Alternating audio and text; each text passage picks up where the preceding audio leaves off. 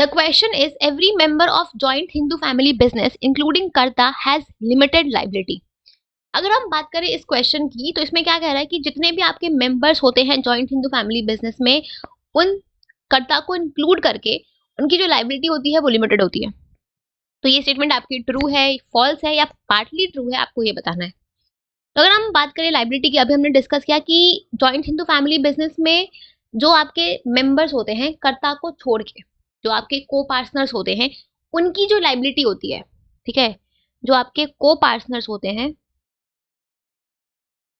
उनकी जो लाइबिलिटी होती है वो होती है लिमिटेड।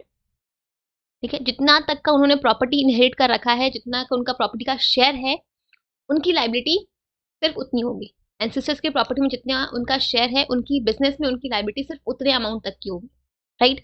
बट जो कर्ता होता है उसकी जो लाइबिलिटी होती है वो अनलिमिटेड होती है।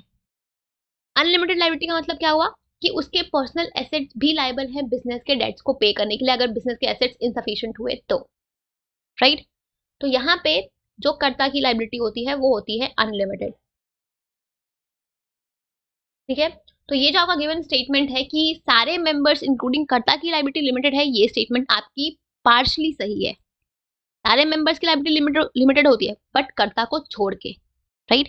तो ये स्टेटमेंट आपकी पार्शली ट्रू है। ठीक है, पूरी गलत नहीं है, पूरी सही नहीं है, बट आधी सही है आधी गलत है, सो पार्शली ट्रू है। ठीक है, so option number 3 will be your correct answer.